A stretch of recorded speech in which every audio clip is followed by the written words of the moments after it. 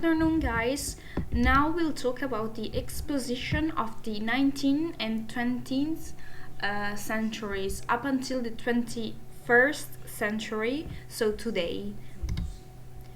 So we left ourselves with this distinction between the past and the present, with the quote by John Ruskin and the Seven Lamps of Architecture. So we're now in this specific timeline.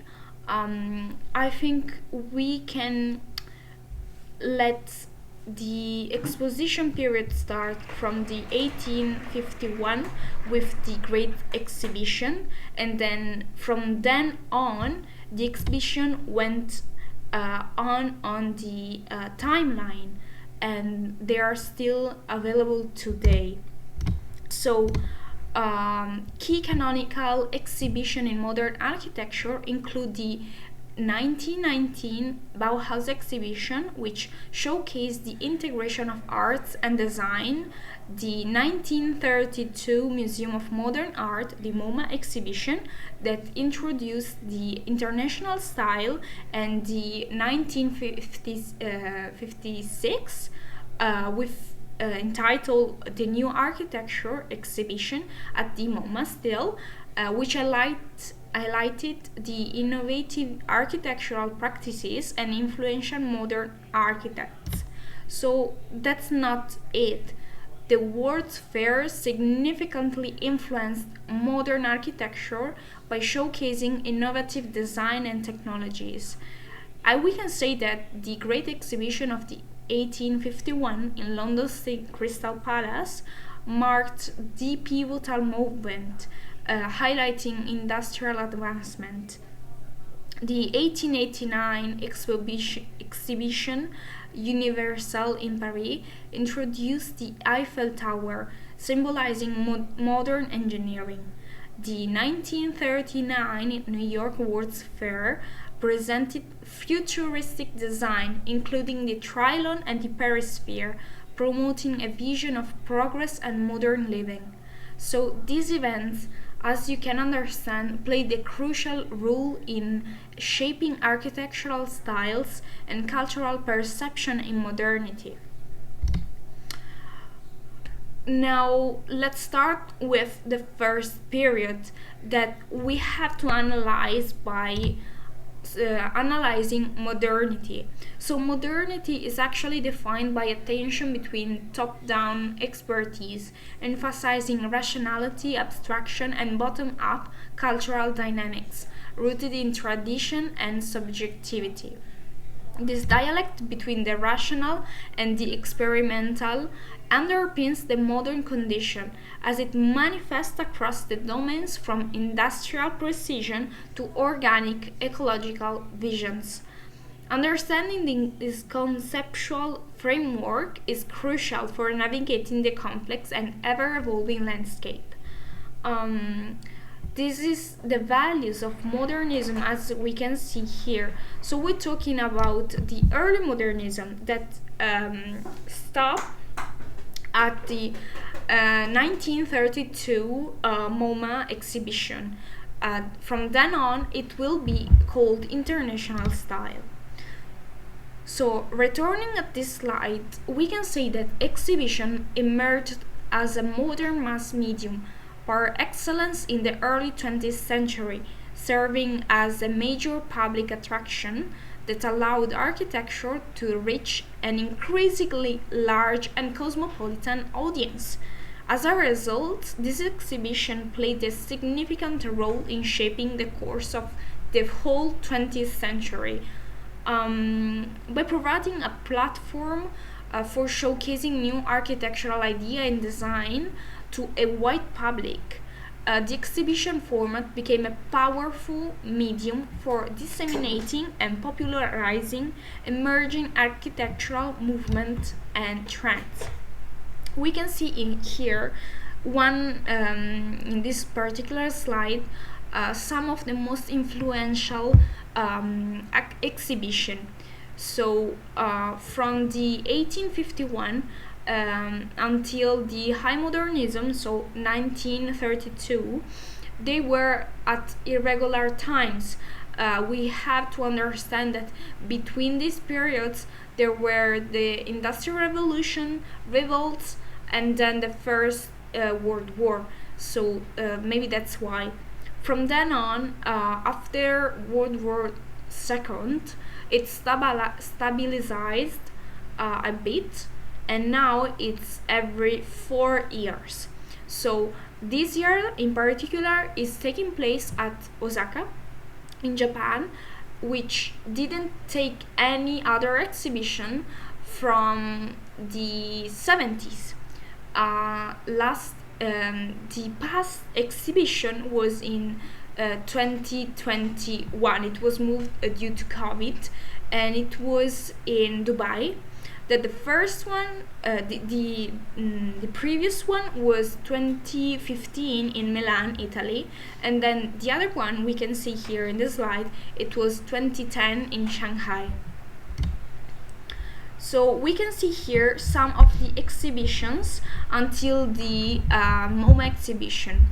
We will not cover all of them, but I think it's important to see the most influential one. So we saw the 1851, the Great Exhibition. So moving on, we'll talk about the 1867 in Paris.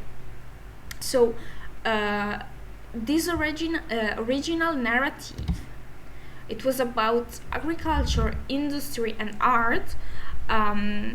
Used an original narrative route that was intended to guide visitors through a historical display from paradise to the 19th century.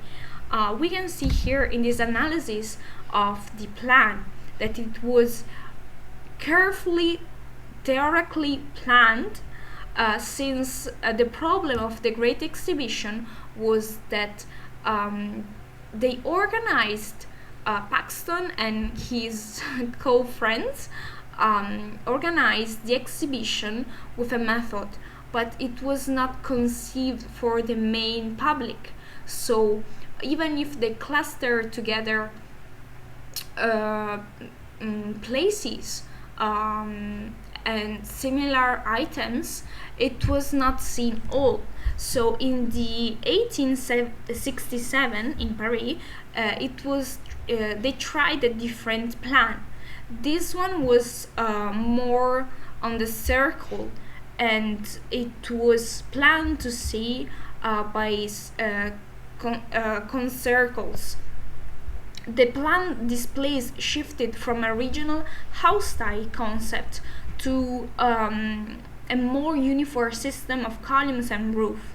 The spatial layout organized through concentric and radial divisions also had to be significantly modified to the overflow, requiring additional construction. Country labels as France, Belgium, Prussia indicates the global scope of this World Fair. We can say that overall, this image illustrates how the exhibition designs evolved to adapt to practical constraints, moving away from some of the initial conceptual approaches. The 1889 exposition in Paris was about the century from anniversary from the storming of the Bastille. That was the beginning of the French Revolution. Some of the most important names are Gustave Eiffel, Siegfried Giedon, and then Benjamin Walter. This is what the exposition was presented. We can see a major shift in the Paris landscape. That is the Eiffel Tower that was constructed just for that exhibition. Some of the events were expecting and did use the colonies population to display. So it was not just a display of architecture items, designs, sculptures, but even people, live people that were on display. Moving on the 1893 exhibition in Chicago, this is a very important one. It came across the 92 and 93. It was on Chicago and it was on the discovery of America. The original narrative, we can see here, intended to trace the progress of civilization that was scaled back with many conceptual elements like the model villages and the earth history displays abandoned.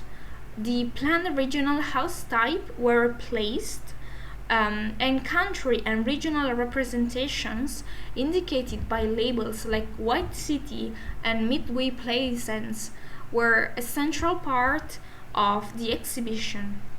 We can say that overall the fair design adapted to practical constraints, moving away from initial conceptual approaches such as the 1851 Great Exhibition, and it took example from the previous one.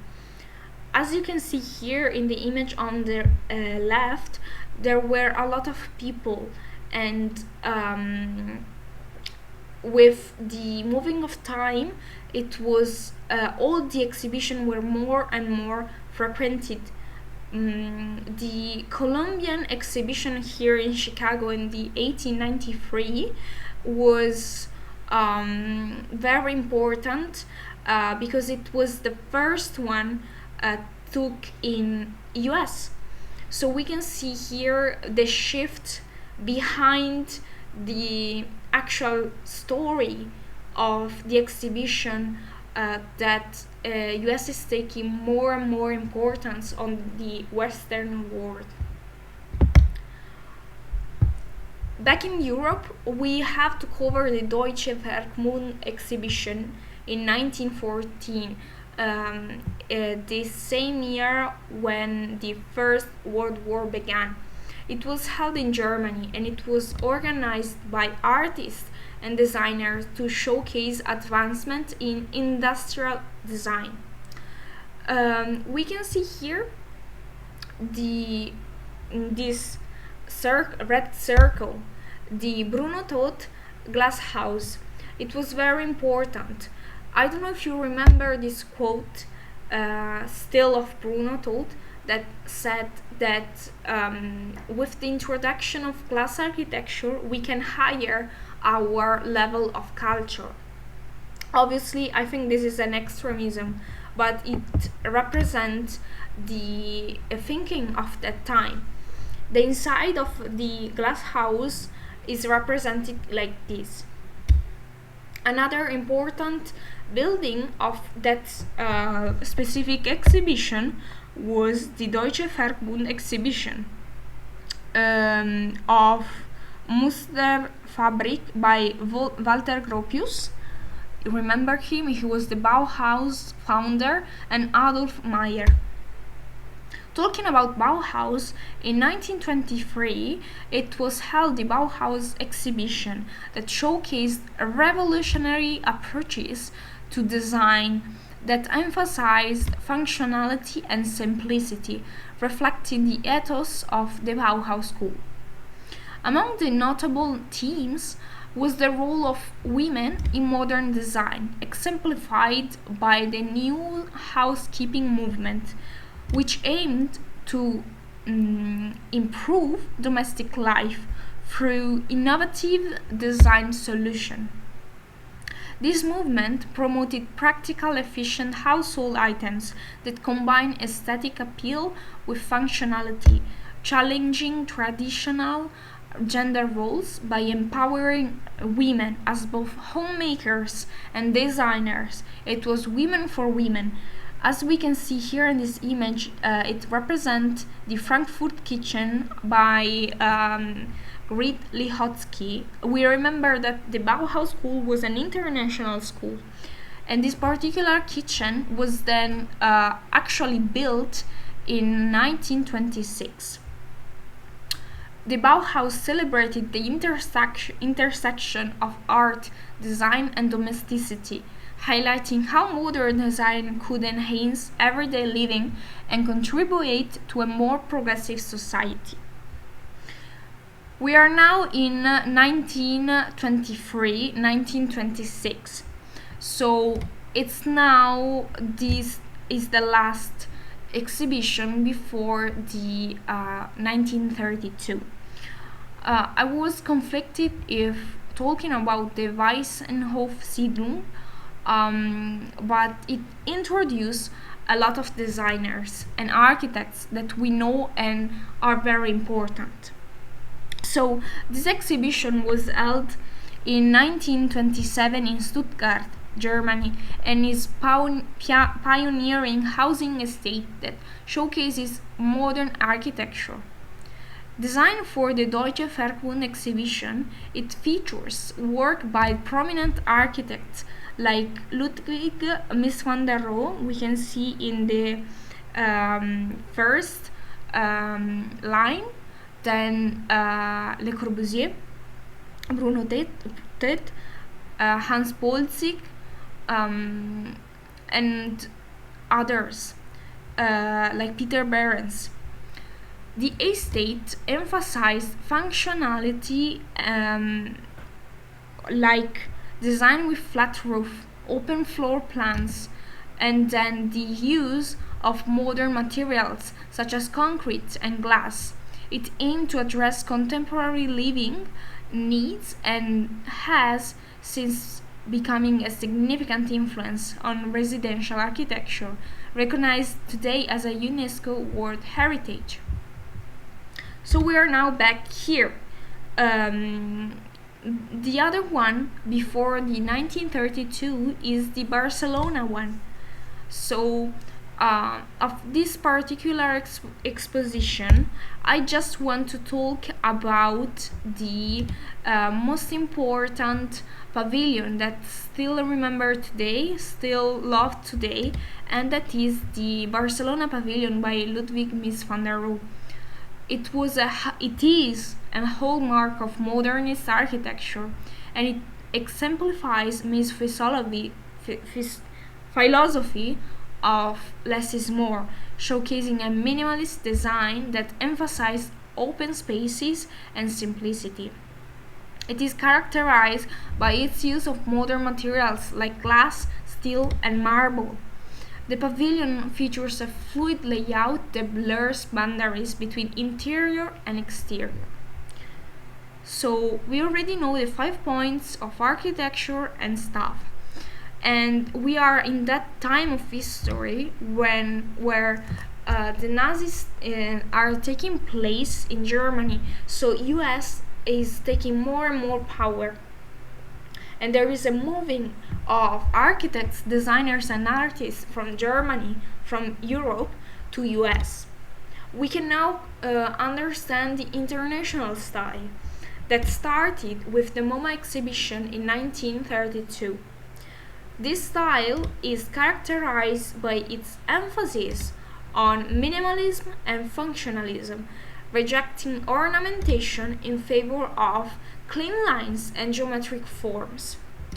Key features include open floor plans, large glass windows that enhance natural light, and the use of modern materials like steel and reinforced concrete. The impact of the exhibition were that it helped define modernism as a style, curating buildings that shared a formal resemblance and eliminating those that did not. This is the most important one, launched the concept of the international style, and it helped introduce the look of European high modernism to American practitioners and patrons. That is why Mies van der Rohe and Gropius moved from Germany to US. Mies became the leading figure in the Chicago Institute of Technology. Meanwhile, Gropius found another school in Boston.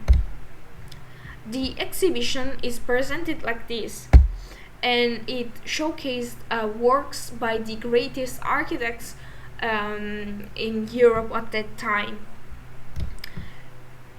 So we can actually say that this is the cause, and it was thanks to this exhibition that the modernist architects flew from Germany, from Europe to US, and they could prediction their mastery. We are now here, so we have to cover the other exhibition after the 1932 until present times. We will be going very fast, and I will focus more on the most important one. So this is the 1931-39 New York World's Fair, also known as the World of Tomorrow exhibition. This international exhibition was held in Corona Park, New York, from 1939 to 1940, with the theme Building the World of Tomorrow. It features iconic structures like the Trilon and the Perisphere, as well as exhibits showcasing the latest advancement in technology, transportation, and urban planning that offered a glimpse into a futuristic utopian vision of the world. The fair attracted over 44 million visitors and left a lasting impact on American popular culture and architecture. I actually like a lot this democracy. That's a diagram inside the Perisphere by Dreyfus. Dreyfus is actually a very great designer about the 40s. I suggest you to look at his work. This is another fair. It was the 1958 Brussels World Fair, also known as Expo 58, and the theme was a worldview, a new humanism. It displayed over 40 participant countries and attracted over 41 million visitors, and it was a marking of a significant milestone in the post-war recovery and modernization of Europe. Another one, this one is in US, is the 1964 New York World's Fair. The fair theme was peace through understanding. It was a very crucial time since the Cold War was still acting up. So US versus Russia. It features iconic structure like the Unisphere, and it attracted over 51 million visitors. This is a very important one, the 67 Montreal exhibition. The theme was the man and his world, and attracted over 60 countries, and with 50 million visitors. The next one is the Osaka 70 exhibition with the theme Progress and Harmony with Mankind, with a featuring futuristic and technologically advanced pavilion that attracted over 64 million visitors. As we can hear, the visitors were growing each time. Skipping the one between the 70 and the 10, I want to talk about the 2010 in Shanghai, called Better City, Better Life. I studied this, and I actually analyzed it with the 2015 exhibition called Food for Life that was held in Milan. I went there when I was a kid, and I actually done and wrote this article. Maybe I will uploading that so that you can take some inspiration. This 2010 Shanghai exhibition it features 200 participant countries and showcasing the latest advancement in planning, architecture, technology, and sustainable development. So, the architectural exhibition, we can imagine the most important representative exhibitions are these four. So the BIE, the Bureau of International Exhibition, actually grade the type of exhibition. Then there is the Italian one, which is the Biennale di Venezia, which is in Venice, and then the Triennale di Milano, which is in Milan. Then there is the MoMA, which is a very big patron, we can say, and then the Serpentine Galleries. The large-scale exhibition used architecture, design, and urban environment more broadly to tackle societal topics ranging from sustainability to our sense of belonging and from robotization to the power of form. The Venice Biennale and Triennale are internationally renowned art and architecture exhibitions held in Venice, Italy, and with the Biennale occurring every 2 years, I will upload to you guys the photos I took this year on the drive, and then the Triennale occurring every 3 years. That's exactly what the name says. So Biennale, B means 2, Ennale means year. Same for the Triennale. 3 means 3, Ennale means years. And these showcase innovative and influential works by leading artists. The MoMA PS1 is actually a contemporary center on Long Island City in Queens that is an affiliate of the MoMA in New York City, hosting experimental exhibition of young designers. The Serpentine Pavilion is an annual temporary architectural installation commissioned by the Serpentine Galleries in London's Kensington Gardens, featuring innovative designs by renowned international architects that serve as a platform for public events and engagement. I want to come back in time and want to talk about this constructivist architecture held by MoMA in 1988. The exhibition not only coined the term deconstructivism, but also helped to cement it into a stylistic category of movement within architecture and history. Why is it so important that I want you to know? As I told you before, I'm actually contemplating if doing a focus on contemporary artists, but daughters and sons of deconstructivism are actually these people. I think you heard about them all. Maybe Frank Gehry and Daniel Libeskind, Zaha Hadid, and Ramkulas are the most known, but all of them actually I couldn't choose one. So the exhibition analysis, and now